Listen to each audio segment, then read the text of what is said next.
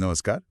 आज हम एक अहम मुद्दे पर बात करने वाले हैं। झारखंड की एक बड़ी योजना, मुख्यमंत्री मैया सम्मान योजना।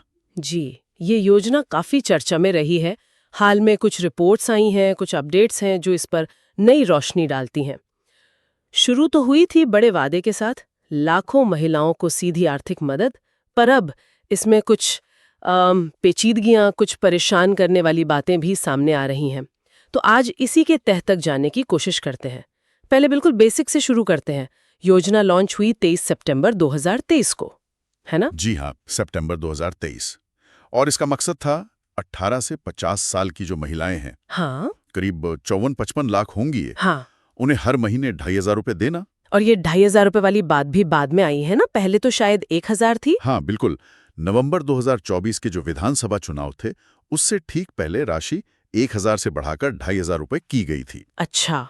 और इस साल का बजट देखें 2025-26 का, तो करीब 9,600 करोड़ का प्रावधान है इसके लिए।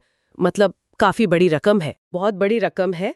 और देखिए, रकम बढ़ाने के साथ ही मार्च 2025 में कैबिनेट ने एक और बड़ा फैसला लिया। हाँ, क्या फैसला था वो? उन्होंने ये अनिवार्य कर दिया कि हर लाभार्थी का आधार कार्ड वो सिर्फ एक ही बैंक खाते से लिंक होना चाहिए। सिर्फ एक से? जी, सिर्फ एक, ताकि पैसा सीधा उसी खाते में जाए और मतलब पारदर्शिता बनी रहे, कोई गड़बड़ी ना हो, वितरण सही से हो पाए। पारदर्शिता, ये शब्द जरूरी है क्योंकि गड़बड़ियों की खबरें तो आ ही रही हैं। हाँ, और काफी गंभीर मामले हैं। जैसे वो बोकारो वाला मामला था, वो तो मतलब सोचने पर मजबूर करता है। एक ही बैंक खाते से 95 फर्जी आवेदन। हाँ, 95 आवेदन एक खाते से। ये तो साफ तौर पे धोखाधड़ी का मामला लगता है।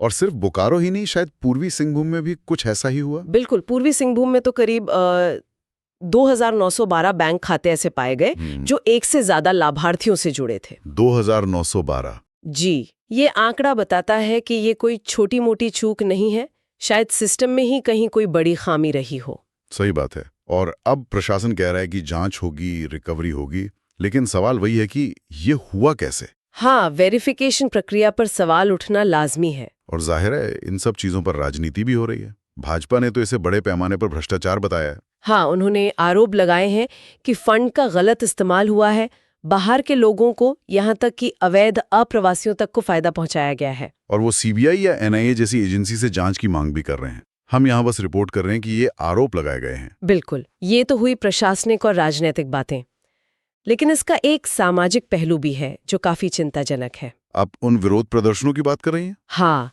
हजारीबाग, झरिया, धनबाद, कई जगहों से खबरें आईं कि महिलाओं को भुगतान में देरी हो रही है और वो प्रदर्शन कर रही हैं। तो जब पैसा टाइम पर नहीं मिलेगा तो भरोसा तो टूटेगा ही। बिल्कुल। और एक और बेहद दुखद घटना हुई गढ़वा जिले में। हाँ, वो मैंने भी पढ़ा था, बहुत ही भयानक। कथित तौर पर पति ने वजीफे के पैसे के लिए पत्नी की हत्या कर दी। ये दिखाता है कि कभी-कभी ऐसी योजनाएं अनजाने में लाभार्थियों को और ज्यादा असुरक्षित भी बना सकती हैं। ये वाकई बहुत गंभीर बात है सोचने के लिए। अच्छा, इन सब चुनौतियों के बाद भी राजनीतिक तौर पर तो ये योजना बहुत महत्वपूर्ण मानी गई थी। हाँ, बिल्कुल।